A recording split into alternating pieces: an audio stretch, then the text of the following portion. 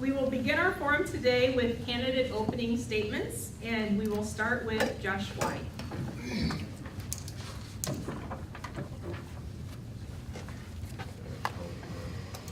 All right, there we go. First of all, I want to thank Lori for opening in the way that she did, in particular giving some time for Officers King and Rohr.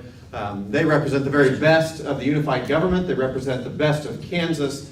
And Wyandotte County is a close-knit place, whether it's the police department or the fire department or even your local communities. You know each other well, and so these are difficult times. And that news came on top of the other news that we're dealing with.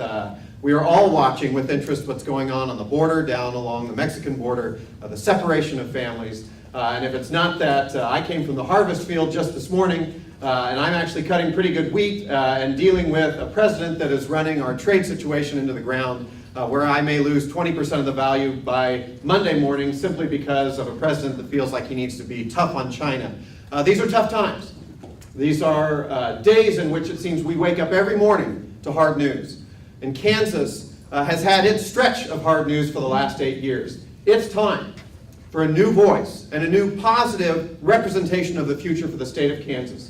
I served in the legislature for 7 years. I was the Kansas Secretary of Agriculture. I was a senior advisor at the Environmental Protection Agency when it used to be right down here in the heart of KCK. I know what it means to run good government, but I also know what it means to work every single day across the state of Kansas, presenting a positive vision and future for the state of Kansas, and I think we need it now more than ever before. So thank you for having this forum. I appreciate all of you on a 100-degree day for coming out here and listening to us, but this is an important, very, very important election cycle, and I urge you to listen carefully and to consider which candidate and which ticket will present that positive future for change that this state so sorely needs. Thank you.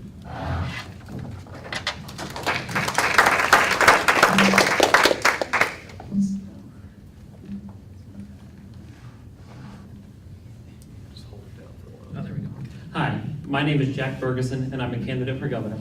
You know, quite a bit younger than a lot of the other folks up here, but I think that presents me with a unique opportunity to present new ideas and really make a difference in our state.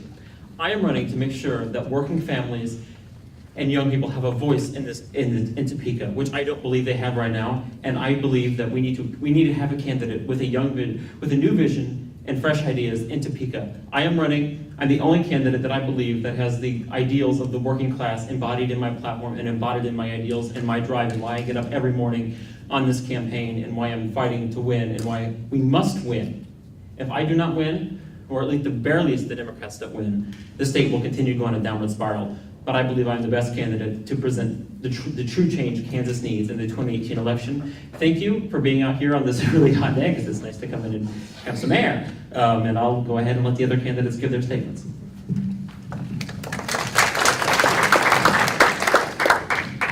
Well, certainly I agree. Thank you for coming out today, and certainly for joining us here and giving us an opportunity to talk to you about our candidates.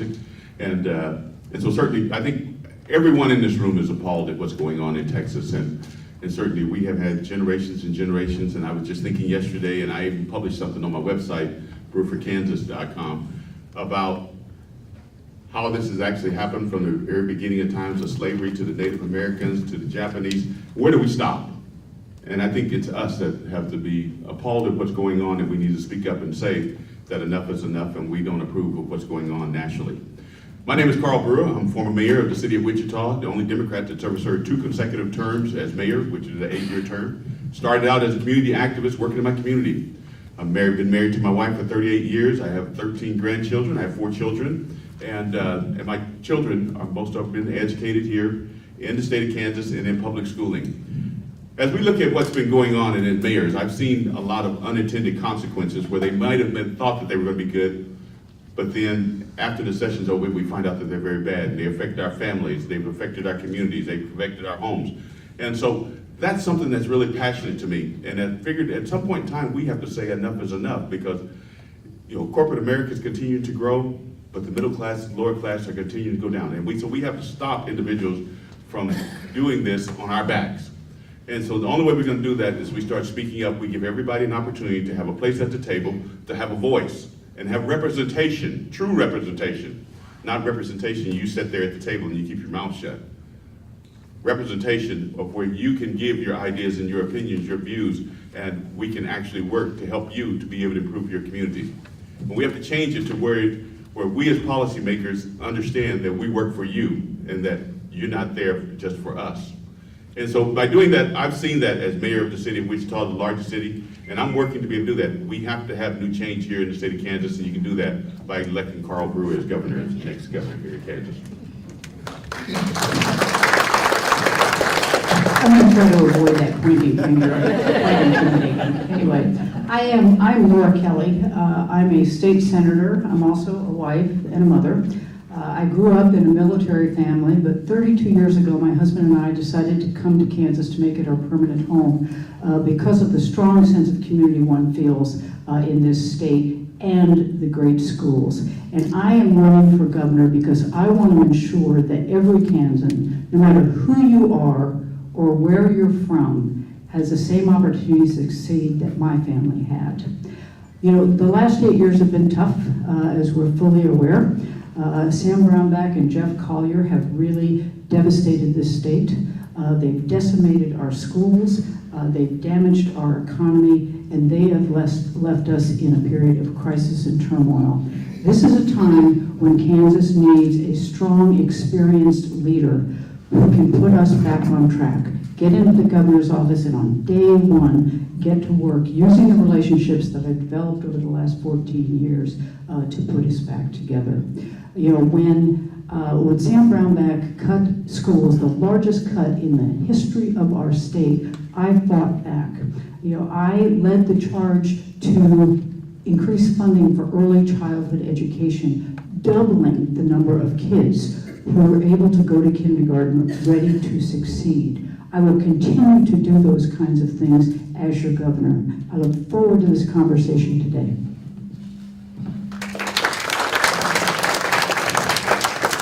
Well, thank you very much, everyone, for being here. It certainly is a warm day, and we've had warm days before. I'm Dr. Arden Anderson. I am from Johnson County. I actually live in Olathe. My medical practice is in Lansing or Leavenworth County. I'm a family practice doc. I also do occupational medicine, as well as I'm a flight surgeon in the Air Force. Still, not past, still. I have about another year and a half to go. I've been deployed 3 times, activated 4. My first time was after 9/11. I know what it's like to be in the combat theater, have to address issues, PTSD, suicide, all of those kinds of issues.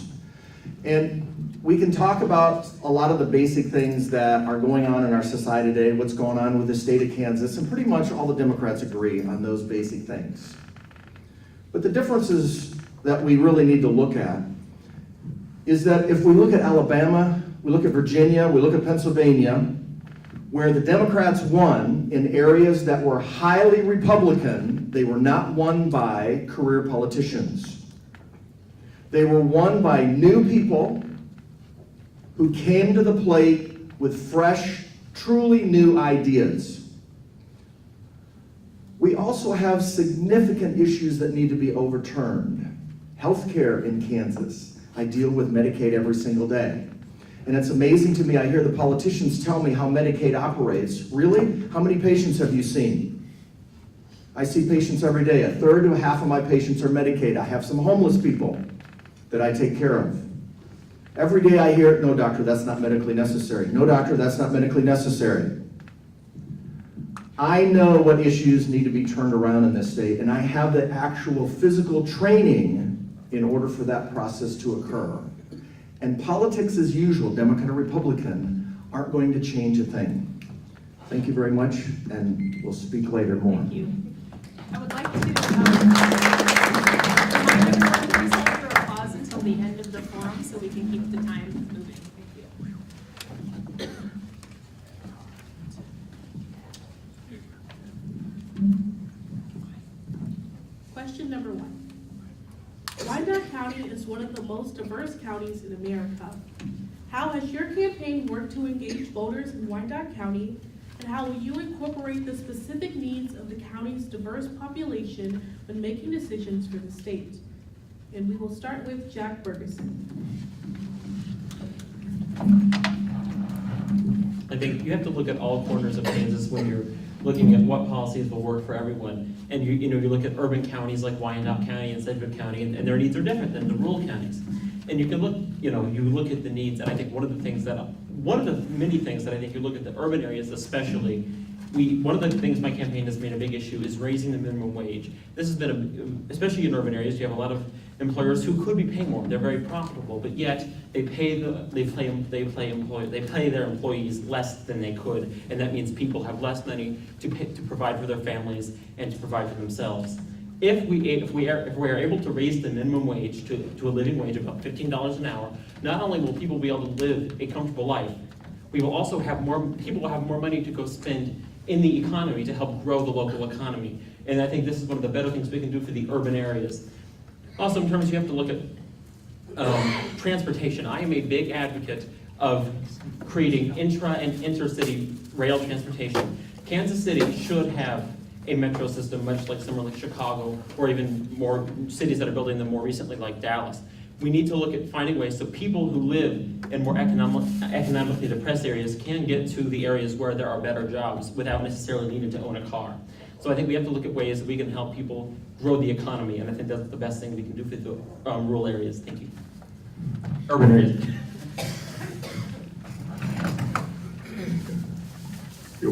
As Carl Brewer, I've had an opportunity to work, and I clearly understand what's been going on and what's been happening in Wyandotte, because as mayor, I had an opportunity to work with, I was the vice chair with Kansas League of Municipalities, and the chair was actually Joe Reardon. So I spent a lot of time with Joe as we traveled the entire state, helping out different communities, but I spent a lot of time in Wyandotte and addressing the issues that were actually there. And he and I actually went to state legislators to talk to them about some of the concerns that our communities were having, because one, I grew up in very humble beginnings, and the community that I grew up in is not that different from Wyandotte County. I understand it. Although Wichita is the largest city in the state of Kansas, probably 180 some odd thousand, but the thing is everybody deserves an opportunity to have the quality of life that they have, regardless of what side of the track they come from. And I've seen what we need here in Wyandotte County. I mean, Wyandotte County should have an opportunity to have community grocery stores. They should have an opportunity to grow small businesses. And we have to create those types of environment. But the only way they can get that is by bringing them to the table, and having the discussion with you and what type that you would like to have. And those are some of the things that Joe and I talked about, and I know that he was working intensely about it. But as governor, I have those relationships with a lot of you here in Wyandotte County, and I believe in regional economic development, and I believe in coming up with a strategy and plan, but bringing everyone to the table, not just the 5%, bringing everyone to the table, and let's work with them. Let's help small business to be able to grow themselves, and whatever tax breaks that we're providing to the large corporations, let's provide that to small business, but create an additional opportunity where individuals and families that live in the state of Kansas, we can eliminate the taxes on food, because we can use those types of things to be able to take care of our families. But I believe in regional economic development. I believe in us going out as leaders and working and bringing everyone to the table to define who we are and where we'd like to be, and then we work collectively together to get there. Thank you. And I think we're getting a little bit of interference on the mics. If you could maybe please turn them off in between, would be great. Well, I think the mayor said something important, bringing everybody to the table. That's always been the way that I've operated in the 14 years that I've been in the Senate, even before in my other career. I believe it's important to include people around the table, particularly when we're discussing issues that are going to impact them or their communities. But I think a lot of what we need to do to impact not only Wyandotte County, but our entire state, is to reinvest in the kinds of things that we know make communities thrive. Education is absolutely essential. We need to make sure that our school funding formula is not only adequately funded, but equitably funded, so that schools are needed get the extra help that they need. We need to expand Medicaid and make sure that our folks in our towns, whether it's Kansas City, Kansas, or Stafford, Kansas, have the access to quality health care It keeps your workforce more productive, and obviously it builds your economy because it brings good jobs in there. Then the other thing I plan to do is to revisit, if you all remember the HOPE Act, where we essentially dismantled our social service safety net for our vulnerable families. We will not just let that sit. I will go back and address that, and we will try to put back into place some of the safety net that was there, whether it's cash assistance, food stamps, child care assistance. We need those kinds of things. Those help our most vulnerable families. If we look at our foster care system right now, we went from having 5,000 kids in the system when Brownback took office to having over 7,600 kids in that system now. It costs us money and it's bad for the kids.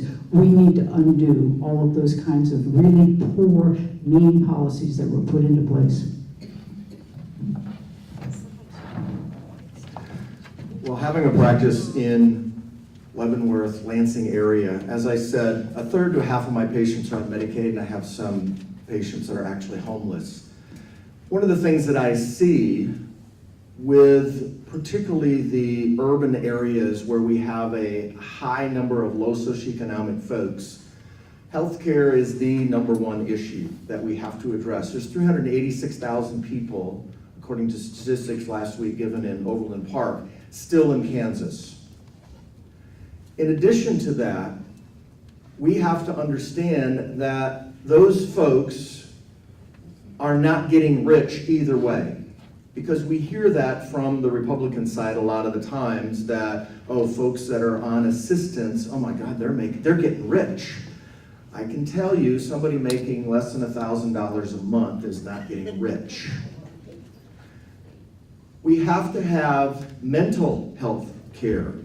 A major issue that I see particularly in the lower socioeconomic areas, one, because they're low socioeconomic, they're looked down upon by many, many people in much of society. There's a tremendous amount of depression, there's a tremendous amount of anxiety, there's a tremendous amount of fear. And many of those people have ability to work, but the problem is that so many of them are actually afraid to get out and do anything. Literally, some of them are afraid to leave their homes. Mental health care is a major issue with them. And why is it they're so afraid? Because we have so much violence in many of those areas, which means we also need to address the prison system. We need to address the whole issue of recidivism, which means we need to deprivatize the prison system the same as we need to deprivatize Medicaid. I know how to do that, and that's one of the first things we will do in my administration. First of all, one of the things I've learned after serving 7 years in the legislature, if you want Wyandotte County to succeed, you gotta let Wyandotte County be Wyandotte County. And they have wanted, the unified government here has wanted to set its own prevailing wage, and all they're saying is, hey, if we're gonna spend taxpayer dollars on projects, we should make sure that the contractors doing that work are paying a fair, equitable wage, and it's been the state that's standing in the way of that. If Wyandotte County wants to set its own prevailing wage, let them do it. The other thing I'd be big on, we need to stop the border war between Kansas and Missouri, robbing jobs back and forth. We're not gaining anything. There's a moment going on in the broader Kansas metropolitan area. We see cranes everywhere. Kansas City, Kansas, the Wyandotte County portion of the greater metropolitan area should be a part of that. We should be seeing cranes everywhere around here as well. And I look at the Fairfax district, that is the beating heart of the industrial center of the broader metropolitan area. We should be doing everything we can to see the broad success of the entire metropolitan area, because as Kansas City succeeds, more and more work, more and more jobs will come into the area, and Wyandotte County already knows we have everything we want to offer people. We've got abundant space, we've got an incredible workforce, we're here, we're ready to do it. We just need to make sure that the magic that's happening all over the metropolitan area keeps happening, and we're not trying to cherry pick jobs and spending taxpayer dollars back and forth across the state line that may yield us nothing. And then finally, we have to make sure as a state that we are allowing the KCK school district and then the other school districts in Wyandotte County to truly succeed. We know that when we passed the 92 school finance formula, the very last provision they added was the at-risk weighting. It was done specifically for Wyandotte County and the KCK school district because this is such a unique and diverse school district. It needs a little extra attention from the state. That's not lost on me. I don't know, I think it's 38 or 39 different languages spoken in in the KCK USD 500 school district. It's incredible success that's coming out of there, but we have to make sure, I got the pointing fingers, so sorry about that. We gotta make sure it keeps going. Considering events like the planned involvement of an immigrant community in Garden City and the aggressive deportation of immigrants by ICE, what would you do to improve the safety of immigrant communities, which relies on trust and relationships with law enforcement? It will start with you, Carl Brewer. The issues that, correction. Hold a finger. The issue we talked about the immigrant community that's primarily in Western Kansas, it's not just Western Kansas. It's all over the state of Kansas, it's all over the United States. Now, one of the things I did as mayor of the city of Wichita, I came in and I told them that we would have everyone an opportunity to be at the table. And so I brought everyone to the table, but the immigrant community, I could not get them to come to City Hall. So what I did as mayor and as the leader, I took City Hall and every department to their community to talk with them. And when I did that, we had several hundred that showed up just to give their opinion. Many could not speak English, many had poor English, but we took the time to make sure that the communication happened between them and between me, and I was there with them. And so, as governor, as mayor, I was actually able to change that, and we changed the tone of that, where individuals felt comfortable and they truly understood what was important to them, that they could come to City Hall, they could talk to government, and they could talk to their leaders there. But you have to build that confidence, and you have to build that relationship. And as governor of the state of Kansas, I would definitely do that. I've got a strong opinion about when we start talking about immigration, because I had 33 mayors throughout this entire state address the issue when Kobach started all this conversation he's having today, along with our current president. And that was, don't bother us, and we'll take care of what we have here in our communities. And because the last thing I want to do is, one, I want to separate families, which is what they're doing in Texas and at the national level. I don't want to separate families. I don't want to disrupt anything. And certainly, I don't want to disrupt the industries that we have that are in place that primarily depend on those individuals that are working in those communities. I want them to continue working, taking care of their families, and being our neighbors and our friends.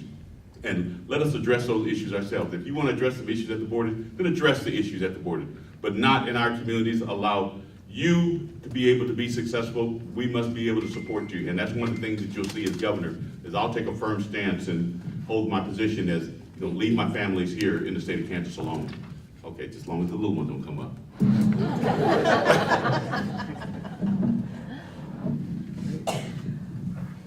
Well, I agree with the mayor again, that we need to really change the perception of Kansas. We need to become a welcoming state. And the first thing we can do to ensure that people start to see us differently is defeat Chris Kobach in November. The second thing, I have been very disappointed in the governor's office not speaking out. It's been deafening silence from our governor's office as these children are being put in cages, and we're hearing nothing. What we're seeing is a letter recommending Trump be nominated for a Nobel Prize. That's what our governor has been doing. Not standing up for Kansans. These immigrants are Kansans, and they're not standing up for us, and we really do need to change that. I'll also work much closer with the business community. It's our business community that are really the largest champions of immigrant labor. They get it. They understand, and it's not just Southwest Kansas. It's all over Kansas, where they absolutely have to have that labor. And we need to work with our congressional delegation to finally push them over the edge and say, okay, get a comprehensive immigration reform policy in place. It's important for Kansas, it's important for the country, and we must have you do that. We need them to do their jobs.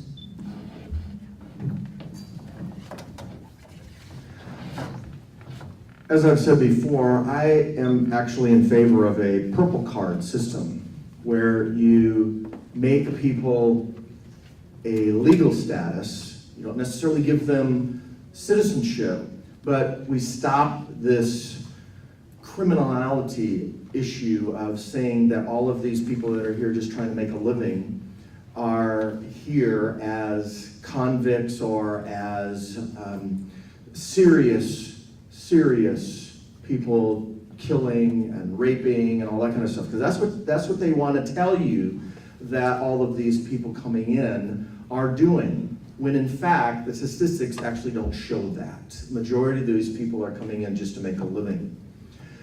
I did a number of years of consulting in Mexico, and I remember one of the farmers that I worked for a little while was complaining one day because he had to negotiate up with the folks down there working in the fields, tomatoes, cucumbers, and peppers, to $6 a day.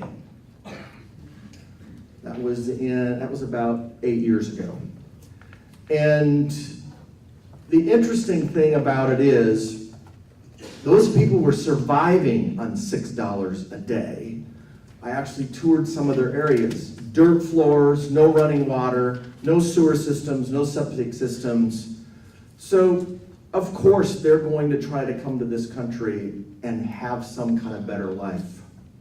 And so I think the decriminalization, which means basically a purple card approach, and the governor is supposed to be the advocate for the state. And so I will be an advocate for the state for that kind of change federally, so that we can put this thing to rest and then get on with solving the problems in the state that really need to be solved. One of my proudest achievements in my 7 years in the legislature was that I was part of the group that helped pass the in-state tuition for children of undocumented immigrants. And I am sure that there are students that attend here at Kansas City, Kansas Community College that are taking advantage of that program.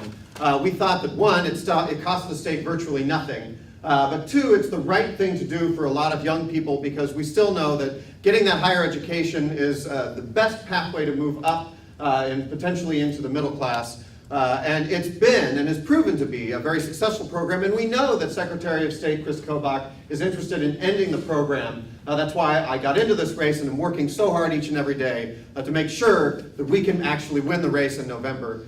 Two, I think that helping immigrant communities also should deal with enfranchisement. They have to feel like they are a part of the democratic process, and that means rolling back voting laws that are deliberately designed to keep them away from that process. We need to be making it easier for people to vote rather than harder. I am an advocate for expanding access to different polling places. I'm also an advocate for automatic voter registration. I think it's goofy for us to put roadblocks blocks up to keep people from getting registered to vote. And then finally, I think it is a large sense of tone. We have to, as an administration, set the tone for the state of Kansas and say this is an open state. And we are going to defend the people that are here working each and every day to make our state better. And as has been said before, we know that that diversity exists from Wyandotte County all the way to the western corners of the state of Kansas. And so it is important for the next administration to advance that cause. And one of the things I believe I bring to the table is that it's true. The business community, and particularly the ag business community, is concerned about this, and they're looking for a leader that they can trust. And with my ag background, a fifth-generation farmer from central Kansas, I have those relationships, and they trust me to be the one to stand up to Secretary Kobach in November. Thanks. Even though it is an unpopular term, I'm going to be bold and say it. I think Kansas should be a sanctuary state, and we should let people know that that immigrants are safe in Kansas, even if they are not safe in many of our surrounding states, which are governed by Republicans and are less likely to be welcoming to immigrants. We need to say, Kansas is open, you can come to Kansas, and you can try to make a better life for yourself and not fear deportation. I will fight ICE's operation within the state of Kansas, and I will try to deter them from kicking out undocumented immigrants. And also, similar to what Dr. Anderson said, I would support some sort of decriminalization of of being an immigrant and to make it so that those people can live comfortably and legally and try to work them and allow them to really try to make a better life for themselves and their families, which is why they come to this country. And so I think we really have to make sure Kansas is an advocate for people and for all people, not just people who are born here, but everyone here trying to make Kansas the greatest state in the United States. Thank you.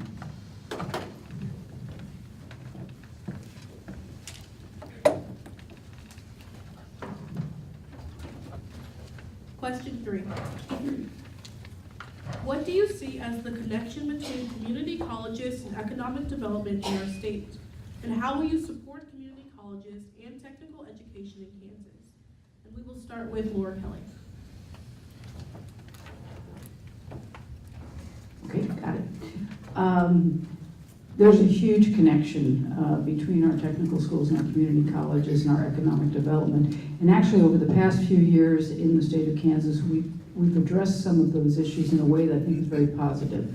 You know, we have now made it possible for high school students to come out of high school with an actual certificate in a trade, and I think that's important. It also, though, allows them to continue in the community college or go into a four-year institution if that's what they want to do. That seamless approach to it, that early certificate is important. We're creating workers that our businesses need, and so I am a major supporter of that. I was just asked at another forum what I would do with the disparity between how we support our community colleges and how we support our four-year institutions. And my plan is to actually convene the Board of Regents over time and sit down and bring the stakeholders to the table and let's talk about it. You know, things have changed in the state of Kansas. Things have changed in the world of education. Things have changed in the business world and the workforce world. We need to really explore how we might do business differently, how we might invest our resources differently so that we're meeting the needs of this time, not a time before. Well, we know in Kansas 70% of the people do not have a four-year degree. Only 30% do, and it's the same with the children. And that's not necessarily a bad thing. Part of that whole process is really getting people ready to go into the workforce. And community colleges, as well as the in high school accreditation, helps them to actually go into a job and a trade, actually, for many of them, apprenticeships, and we have to have businesses come in to help us with that, so that young people who really don't want to go to college can still make a reasonable living. And if you talk to a number of the various different trade labor unions, whether it be the electricians or the pipe fitters or the sheet metal workers, their trade programs, taking young people straight out of high school and training them over 4, 5, 6 years, depending on what their program is. There's some academics involved that they have to take from the community college, as well at the same time they're going to do hands-on work in the field. When they come out of that, they're going to be able to make a comfortable living as well as have good benefits and be able to take care of their families. And that really is a large number of people that we need to help with that. We need to understand that community colleges are just that, community colleges. We need to support those local communities based upon what those communities give us feedback they need. And yes, some of those people are going to go from the community college onto the four-year college. But like I said, 70% in Kansas don't do that. So we need to make sure that the quality of that education is sufficient that these young people can go directly into the job and also life market. We need our community colleges to be nimble enough that they can be providing the sort of workforce that the businesses are asking for. That requires an even greater degree of interconnection than we have right now. The other thing that we need to make sure that's going on really well here in Kansas City, Kansas, is connecting the high schools to that community college. And USD 500 is readjusted so they are providing those centers of excellence. So they're already tracking high school students. So if they want to be engineers, they're going to go to an engineering high school. If they want to go to liberal arts and sciences, they're going to the arts and humanities high school. And that, I believe, will help connect kids through the community college arena, because they're going to know before they even start making decisions about colleges what direction they want to go in. The other area that I think is the next frontier for community colleges, we have to focus on entrepreneurship. The workforce of the future, the workplace of the future is changing. More and more millennials want to sort of create their own job. We here within the metropolitan area have the Kauffman Center that's focused on entrepreneurship. We need to make sure that both our technical colleges and our community colleges are preparing their young people to be prepared to start their own business if they'd like to do that. And then finally, we need to have a strong focus on how these institutions are funded. The state has been chronically underfunding its local units of government, or has been pulling back on the old relationships that we used to have with counties. We no longer support counties in the way in which we used to. Community colleges are largely funded by local property taxes. Everyone is struggling with property taxes right now. And so counties that suffer with high property taxes struggle when they have to provide more support to their community colleges. They need a state that's a new partner with them, making sure there's stability there so they're not struggling with financing year in and year out. I think one of the best things we can do to help sure that students who want to continue education after high school, that want to be able to do that can. I think one of the biggest things we can do is incentivize it during high school. So what we can do is we can provide programs so you can accrue community college credit in high school and technical college credit in high school. So by the time you get your high school diploma, you already have credit and you are already working towards that degree, so you feel more incentive to continue on, which I think could help a lot of people continue on to get higher paying jobs. As well, we have to make sure that community college remains affordable, and so we have to look at ways that the government can help subsidize tuition for those students who may not even be able to afford community college, but they have the dedication and drive to want to get that education. We have to make sure that it's available to all students, and that will be one of my biggest priorities, of making sure that students that want to continue education, whether it be in a four-year institution or in a community college or technical college, that it is affordable and it is reasonably priced, so that people can do that, even because a lot of people right now, even if they want to continue their education, they can't afford it because it's just, college tuition is too damn high. Thank you so much.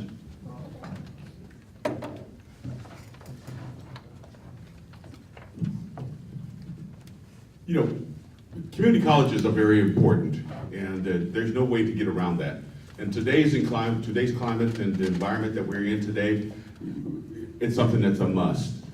As mayor of this largest city in Wichita, one of the things I had to address the issue was, how do we continue and move individuals on?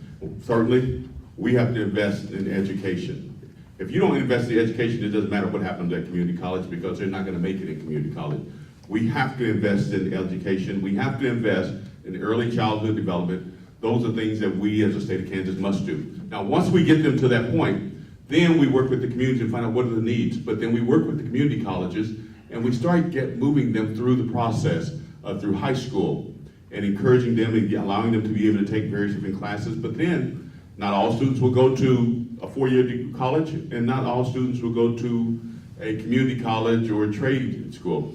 So work the two together, and that was one of the things I did as mayor, is work the two together in working with the state of Kansas and come up with a trade school, so we could teach individuals a trade. Then they could go ahead and they would earn an adequate wage, and they could earn an adequate wage, and then they could go on and they could do that, and then they could make a decision whether they want to go on to a four-year college or not. But while going to the trade school, they had an opportunity where they were actually getting credit through the community college as to what they were actually doing, and some of them received their associate's degree by doing it that way. That was an incentive for them to move on. And in corporate America, one of the things, and I retired from there, one of the things that they look at is, as progression comes on, individuals become more inspired, feeling more confident in themselves. They want to move up, and they can go on and they can take those additional classes and go on to a four-year degree.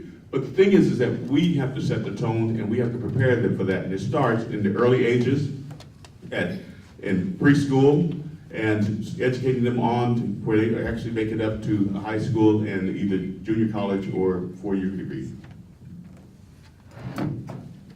Which state level agencies, social programs, or legislation do you think are the most important for addressing poverty levels in Wyandotte County?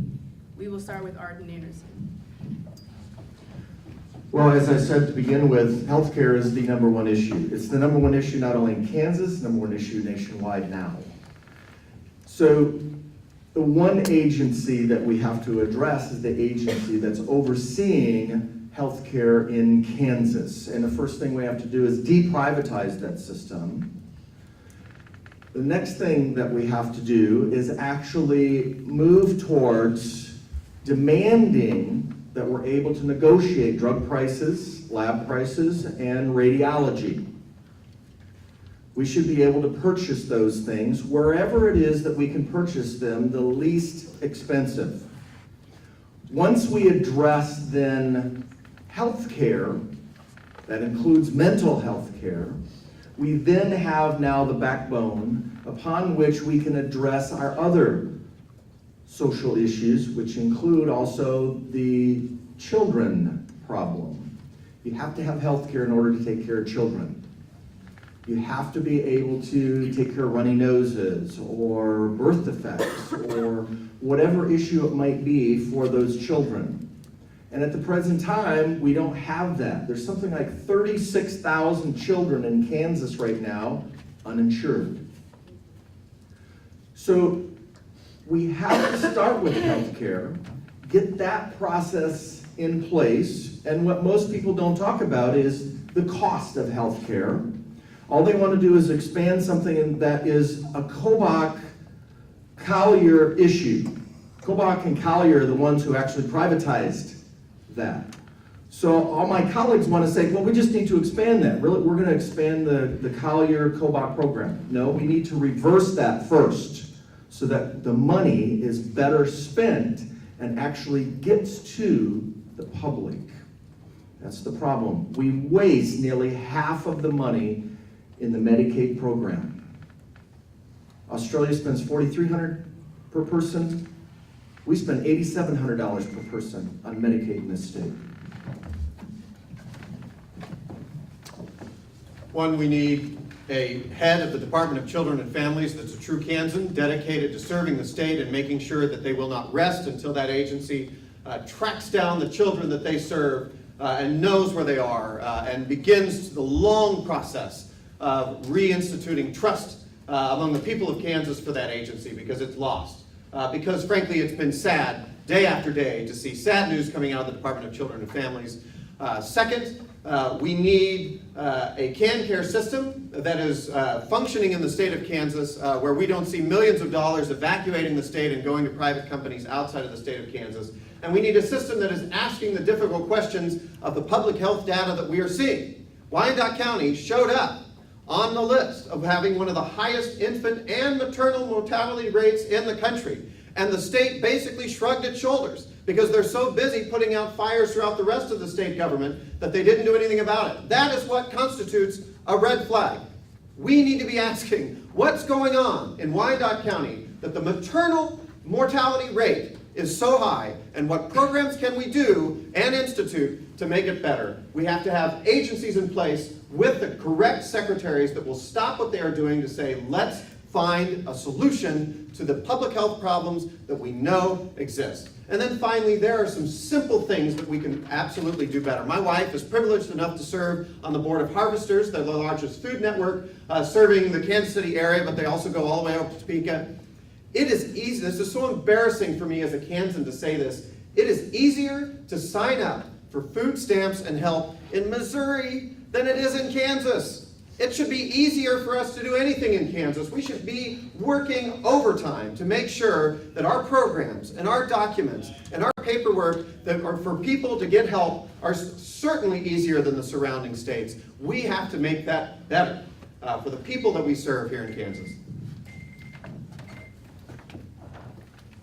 I think, healthcare is the most important issue in terms of making sure people are able to rise out of poverty, because, you can't go to work and you can't go to school unless you're healthy. So, I'm of course a supporter of we need to make sure everyone gets healthcare by expanding Medicaid, but not only that, I looked at something I call the Nevada plan, which last year the Nevada legislature passed a bill that would have allowed people that were not eligible for Medicaid, but yet could not afford private insurance, to buy into a public option so those people in the middle can still get covered at a reasonable price.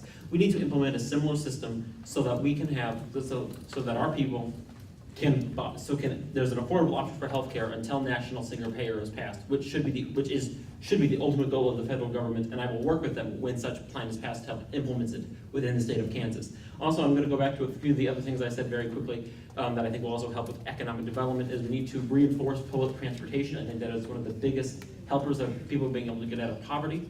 And also, we need to look at one of the systemic issues. You look at, especially in urban areas, you look at drug reform. I think my policy of legalizing marijuana and tax and regulating it, not only will that money be able to go to the schools to help people go to school, you will also make sure that there is less arrest for drug crime, which oftentimes rips the parent out of a home, which can hurt children's ability to succeed in school. So we need to make sure that the government is equitable and is doing everything it can to make sure that the people in urban and rural areas are able to succeed. Thank you. Well, I strongly believe that every single person should be entitled to some form of health care, adequate health care. And you heard me say I grew up in Kansas. I grew up in very humble beginnings, but I can assure you that I was in the military before I ever figured out that there was a such thing as health care, because that was something that individuals in my community could not afford. We need to have every person to have an opportunity to be able to have health care, and it's our responsibility as human beings to be able to do that. And so certainly I support the expanded health care. I'm extremely disappointed that the former Governor Brownback would turn back $2.7 billion because he didn't like the President of the United States, just to make a point, and allow individuals that he represents to suffer in our communities, when he could have helped us out economically, and not only that, but allowed a lot of seniors and children to get an opportunity to have good health care, whether it be preventive or to address existing. So I think that that's very important. And then taking it one step farther, when we start talking about health care, it extends part there. It extends into some of the other stuff that's actually been going on, whether it be ComCare or those particular, where they're misdiagnosing individuals and prescribing medication that they can't even afford to even get. And not only that, but when we start talking about our children and what's going on in the state of Kansas, that's part of health care. Our children deserve an opportunity to have true representation from each and every one of us. And as governor, you're going to see that from me. I'm passionate about that. We have 73 children we can't account for here in the state of Kansas. That's unacceptable. We all should be standing up. We have a number of children that have lost their lives here in the state of Kansas. That's unacceptable because our system didn't do what it was supposed to do. And I don't think everyone in here even know what the entire system is. Come up with a clear, defining system and a process that we can make sure that those that can't take care of themselves, that we can take care of them. So I think those types of things are important. We make healthcare a #1 priority. It's as equally important as water and air it should be for our communities. And so we have to make it a priority. And so me as governor, that's what you're going to get. I almost made it. There has been a veritable war on the poor for the last 8 years in this state. We've seen it with the establishment of a privatized Medicaid system that outsourced our health care for the poor to 3 out-of-state for-profit insurance companies.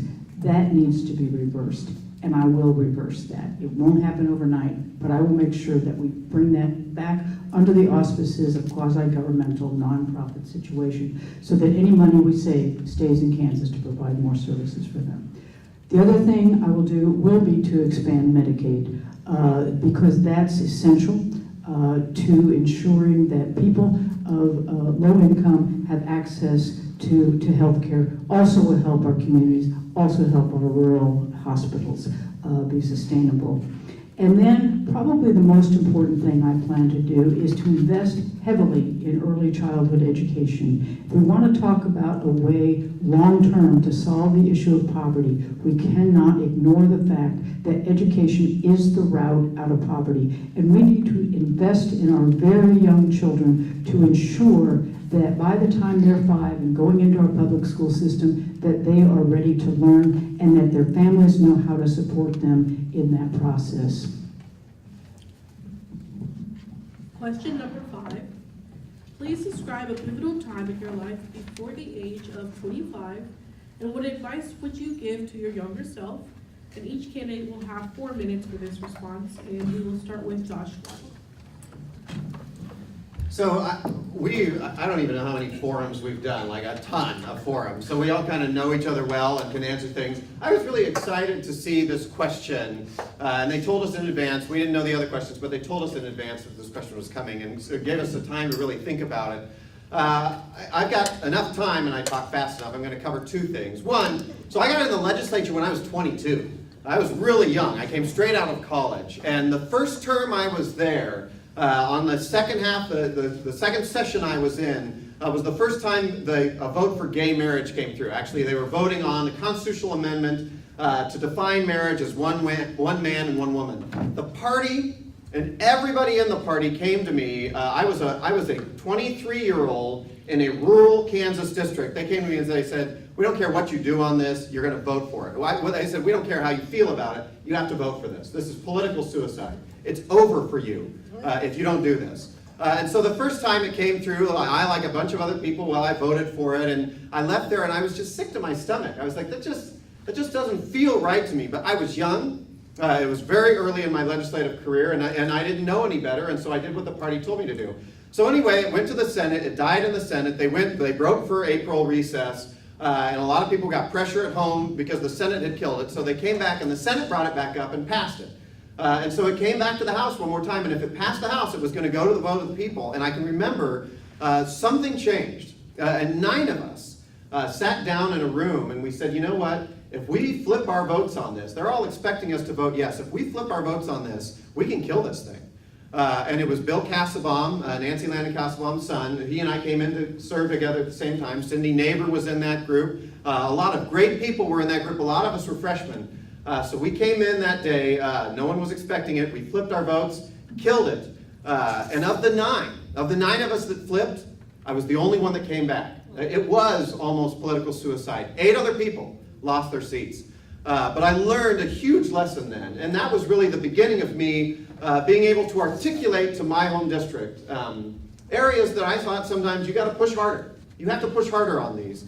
And so that was a huge lesson for me in sticking to what your gut says is right. I should have done it from the very first time, but at least I was there to be able to stop at that time. Unfortunately, after those other 8 lost, we came back in 2005. We fought it again and got steamrolled on it. But we made our case, and it was the proudest vote that I've taken. And I was so proud then in 2012 to end up marrying my sisters-in-law, something I could not have anticipated even having back in 2004, and so it's become a high point of my career. The only other thing I would tell, in honestly saying what you could wish saying to your 25 or younger degree self, I just lost my last grandfather earlier this year, but I lost my other one when I was 17 years old. He was 91. He'd lived a nice long life. But boy, he grew up hard. He didn't even put a crop in 1936 as a farmer because it was so dry. He used to take his winters and go to Chicago and cut hair and pull teeth out of cadavers to make enough money to farm during the Depression. I talked with him a lot, but it's never enough. It's never enough when you're spending time with that kind of institutional memory and learning. And I learned over the years to ask more questions of the people that are eventually not going to be around you. But the advice I always give young people, and unfortunately I'm looking at Gary because he's the one right in front of me, but spend time asking those questions of the people that have lived longer than you have. I was lucky enough to know someone in my town that lived to be 109. Her dad came out and fought out of Fort Wallace on the frontier in the 1860s and 70s and was our first fish commissioner. And I'll never get those opportunities back, but I cherish them each and every day. Thank you. This is an interesting question for me to answer because I have a lot less time than the other candidates up here. So I'm going to answer this question a little bit differently, but it's just what I feel like I have to do. When I began this campaign over a year ago, no one knew my name, no one knew my story, but I decided I'm going to do this anyway. I felt a dedication to the people of Kansas. And I started going to these mini events just like these in every corner of the state, from Wyandotte County to Colby to Dodge City. And I'm like, we're going to do this, and we are going to try to make a difference. And I've been, I've talked to people, I've walked in parades, I've seen every kind of thing, and it's a brilliant thing to see people come out for events like this and to talk to people, because when you talk to people, You know, that's one of the greatest things about this campaign, is I have talked to so many people and I've really heard what makes people hurt in the Brownback era, and that's why I'm running, and that's why I believe I'm the best candidate, because I am running to change the policy of the Brownback era, but also provide a lot of, because you know, I take a lot of my conversations with people that I've had across the state, and that's what I champion for, and because that's what I believe people, you know, I'm a fighter for the people. This is not about me. If I had, you know, if it was up to me, I probably wouldn't be doing this, but it is, I feel a calling. And I really felt that since I was watching, you know, I think after Brownback won re-election, I'm like, I have to do something. And then when I found out I could run and I could make a difference for my state, I made the decision to do it, and I have never been prouder, because I've been seeing people come out to these events and listen to all candidates and make an informed choice. And I thank you so much for being here today. I don't know if I got a closing statement, but thank you so much, and I really think that, and if I give any advice to you, and I'm gonna give some advice too, get involved. It is great, because people need to get involved in politics, or just in their community in general, because if they don't, you know, people will continue to run the show. They don't really have a stake in it. But if people that have a stake in it run for office, get involved in community organizations, that's how we make a difference. And that's my plea to everyone here.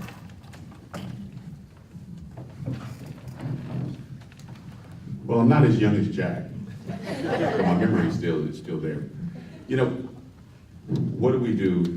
You know, when I was 20 years old, and so I grew up in a single-family household, and my grandmother and grandfather helped raise me. But what a lot of people don't know is that during that time frame, my grandfather, I'm a first-generation Kansan, and my grandfather moved his family here. They were sharecroppers in Oklahoma, in southern Oklahoma, and they actually picked cotton and things of that nature. And he left his family, and he came to the state of Kansas looking for a new opportunity, and he got a job working at Cudahy Meatpacking Company. And he eventually ended up getting enough money that he could bring his family. And when he brought his family, certainly that's when my mother was actually able to come, and they were actually able to stop picking cotton and go to school. And so they went to school, they went to unfunded schools. And so primarily schools that only African Americans went to. And that was there in our community. And so one of the things after I was born, you know, my family was in a pretty bad accident, and several people lost their lives. I was one that came out with a minor scar on my face. But I had to stay with my grandparents for an extended period of time because my parents were in the hospital. But one of the things that my grandmother taught me all the time was to always be considerate of other people and not just think about yourself. And so I went through my entire life with that value. And as I become a teenager, and they started busing, and I had never been out of my community and went to a white community. And my grandmother told me, she said, don't worry about and don't judge individuals by the color of their skin. You treat them as if you would treat me. And you trust them and you respect them. And that's one of the things that I have learned through my entire life, is to be able to trust and respect everyone.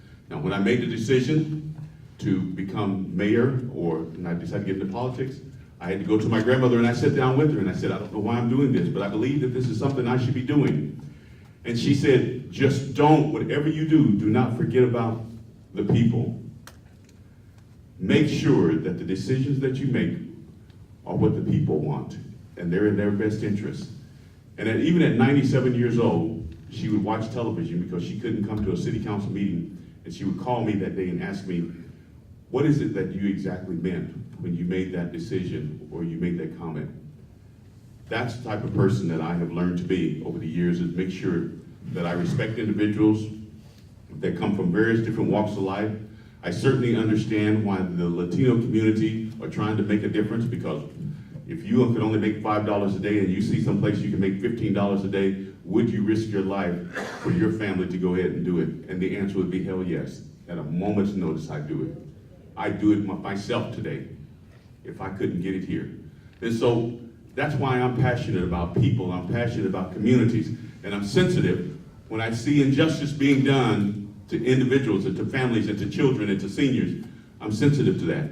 And one of the things in my policy and under my administration, that would not be tolerated at any point in time. Anyone's rights will not be violated in any way, and I'm gonna pay close attention. And I've seen the game be played where if they can keep the door open, then they're gonna come through the door later. No one's rights will be violated. And I'm fortunate that I was able to get Chris Marr. I don't know where Chris, where did you disappear to? There he is. He's my running mate. He's mayor of Gardner, and he has the exact same values, the exact same beliefs, and he's seen the exact same things that I have seen. We both love human beings, and we believe that Kansas can be a better place. And our administration, that's what you're gonna see. You're gonna see true leadership, and you're gonna see a team that can beat Collier and Kobach. And I made it.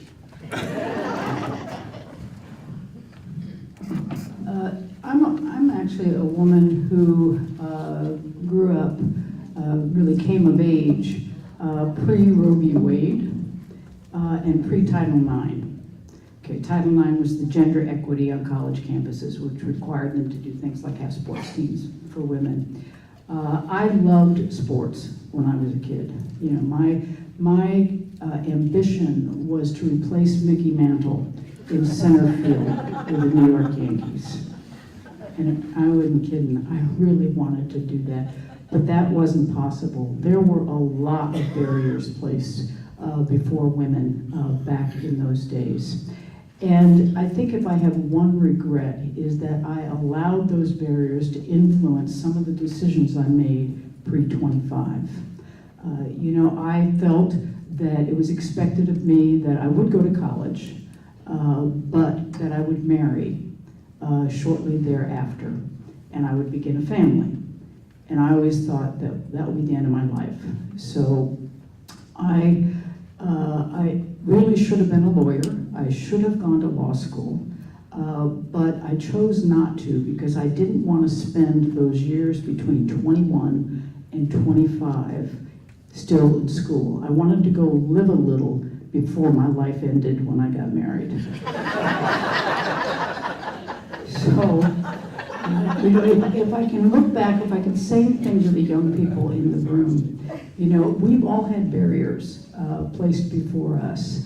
You know, there's hardly a group that doesn't ignore them. You know, find people who will work with you to help you find your dreams and follow them. Because I don't want you to be all grown up like me and regret that you made those decisions. So just live your dream. Do it. Well, I guess I would have to agree with Josh. This is a very interesting question to ask. And from about the time I was 6 years old on, I wanted to be an astronaut.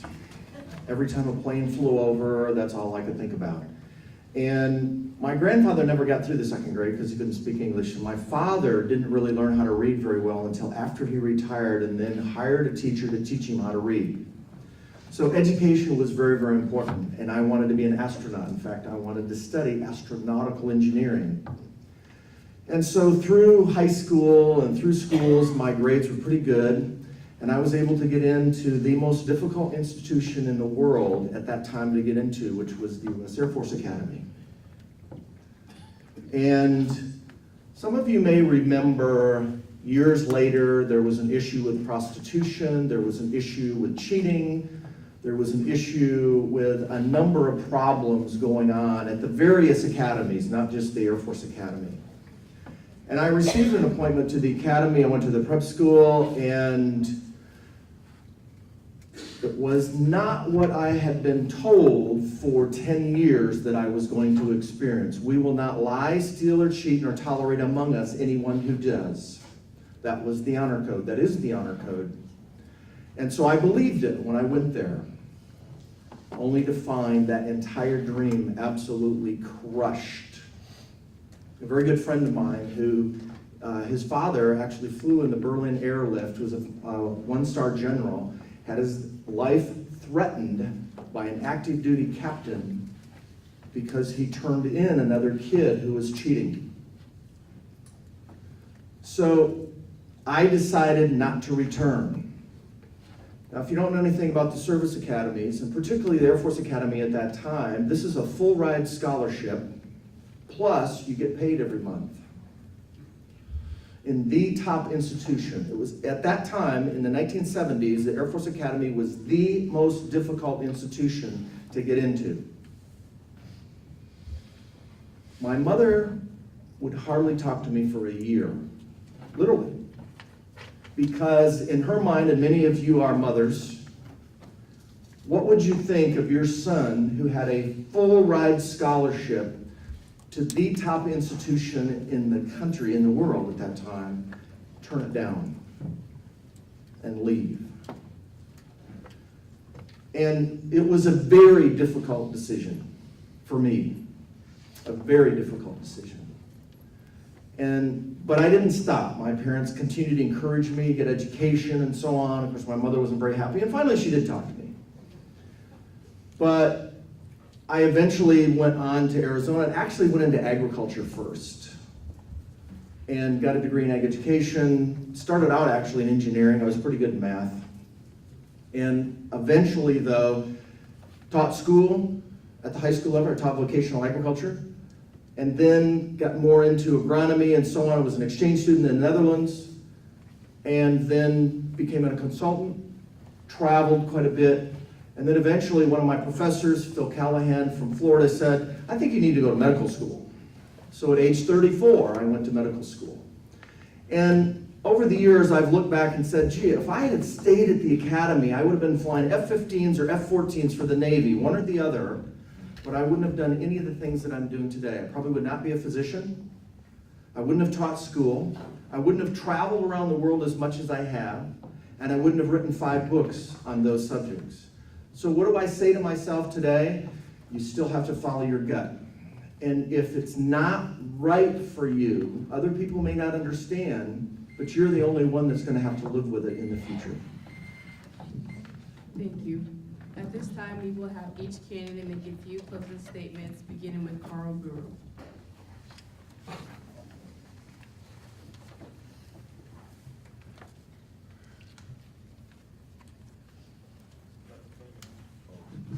My time goes, he's already pointing.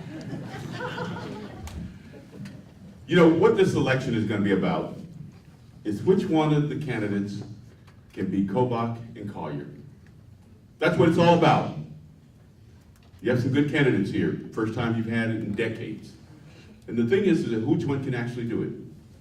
So certainly it's going to have to be someone that can get Democrats, Republicans, and independents to work closely together. As mayor of the city of Wichita, the largest city in the state of Kansas with 180,000 plus individuals, I've already done it and was successful at it. And I did it during the worst recession in the history of this country. We addressed the issues of economics. We addressed the issues of healthcare. We addressed the issues of homelessness. All of those things. We even addressed issues of water, not only for the city of Wichita, but for the entire state of Kansas. What individual understands each and every one of these communities? As president of the Kansas League of Municipalities, going in directly after Joe Reardon and both of us working on this together, I'm the only one that has done that. And I have a lieutenant governor that has done it the exact same thing. What individual has ran various different campaigns and been successful? Republicans, Democrats, and independents. It's only me. I ran a city council race, and I served in the military. I represented lots of different communities, even when they had mass disasters, whether it be Coffeyville and their floods, or whether it be Greensburg and their tornadoes. I was the one that dispatched the help that they needed for them to be able to recover and be where they're at today. That's what this whole thing is all about. Who can actually do that, that has a proven track record? I come from corporate America. I retired from the military. I've trained soldiers and prepared them for combat. And I've served mayor of the largest city in the state of Kansas. No one, and none of the other candidates, can do that. And not only that, I ran against a conservative sitting Republican that was popular and won. That's what it's going to take to be able to select the new governor for the state of Kansas. You know, the last 8 years have been very tough on Kansas. I'm not telling you anything you don't know. I'm the only candidate on this panel who has been there during those 8 years and has fought hard back against the Brownback Collier administration. I'm the only one who knows very deeply and intimately where our problems are in our agencies and what needs to be done to fix them. I've also let you know I've run 4 state senate campaigns in a very Republican district, and I've been able to win each time because I can bring Democrats and independents and moderate Republicans together. That's how I have succeeded in the state Senate. You know, I was a math major when I went into college, so the least I can do is count. And I knew when I got there were only, at most, I've had 10 colleagues, 10 Democrats at any time. It takes 21 votes to pass a bill. I had to go across the aisle to create relationships with them so I could get policy passed. That's what I can do when I get into the governor's office. I can go in there day one and work with those relationships. Anybody who thinks that being a governor is a one-person show is wrong. You must get things done through the legislature. I've got those relationships. They're current, they're strong, they're deep. The Democrats will work with me and the moderates will work with me, and we will get this state put back together again. Well, thank you very much, everyone, for coming tonight, or this afternoon. We certainly do appreciate that. All of us here, I mean, that's the reason we're here, is because you're here. So, I have a tremendous variation in my background. I understand healthcare, I understand education, I understand the environmental issues, I understand how all of those things work together. I understand public health as well as public safety. I understand the interaction of various languages and cultures. I've had to teach in various languages and various cultures around the world. I've had to interact with those and actually get results. The bottom line is that the reason I'm running, I'm not a politician, I'm still practicing medicine every day. Well, not every day, I don't practice on Friday, Saturday, Sunday, unless I am on call. But the thing about it is I'm looking to bring a new culture to the state. For healthcare reform, you actually have to know healthcare in order to know what needs to be corrected. In order to change education, you actually have to have been in the classroom and done lesson plans to know really what needs to be done. In order to change public policy, you actually need to know what are the issues in the street that are going on relative to the healthcare, relative to the education, and relative to human rights issues. We need to elevate the human rights issue to the medical and constitutional issue and throw out all of this social bickering back and forth. I know the science of how to get that done, because that's really what it is about. It's about science. It's about the Constitution. Article 1, Section 10 of the U.S. Constitution says everyone has the right of contract. Everyone. How come nobody has taken the LGBTQ thing to the U.S. constitutional level? Because that's where it really belongs. It doesn't say that only straight white guys get to do those things. Everyone gets to do that. I have a number of other things that you can read about if you wish. Very extensive, my understanding of things and my plans. Anderson2018.com. Thank you very much, ladies and gentlemen, for coming today. Thank you all for coming out. It's been a good debate. I always appreciate standing up with the other fellow Democratic candidates. We've got great voices, but you're correct. This is about who can actually win in November, and we can go through the numbers. I as well won 4 consecutive races in my legislative district, which was actually more Republican. And I would only say Senator Kelly was winning hers by 5% or less many times. I was 22. I ran against an incumbent Republican and beat him 66-34. 66-34. And I was running on a shoestring except for the power of the people in that district. And you know what? We've been losing too many times for the last 10 years. We're getting beat. We're getting beat on enthusiasm. We're getting beat on the polls. We're getting beat because Kansans have stopped believing that the Democratic Party can speak collectively for the entire state and actually win a statewide election. We need a ticket that can deliver that message. I failed to mention earlier, I do want to mention my Lieutenant Governor, Katrina Lewison. She's a West Point graduate.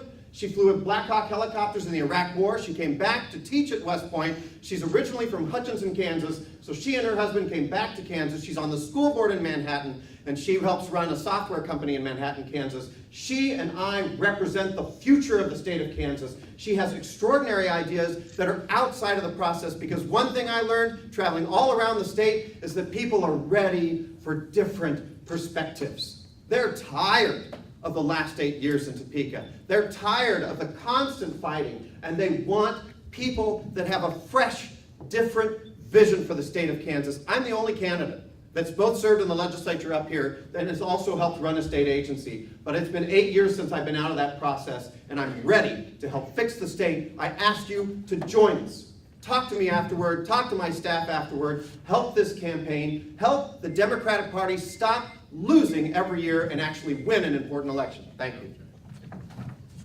Thank you everyone for coming out today. Again, my name is Jack Bergeson, and I just want to say I believe I'm the only candidate that truly advocates for policies that will help the working class. I'm the only candidate that has made drug reform a major issue. I'm the only candidate that has a plan that goes beyond Medicaid expansion. I'm the only candidate that has talked about expanding public transportation to make our cities more to bring everyone closer together. I believe I'm the only candidate that truly advocates I believe the candidate that best advocates for the people of Kansas, and that's why I'm running, and that's why I asked for your vote on August 7th. Thank you everyone for being here. Thank you. All right, that concludes our forum for today. Let's thank our candidates for being here.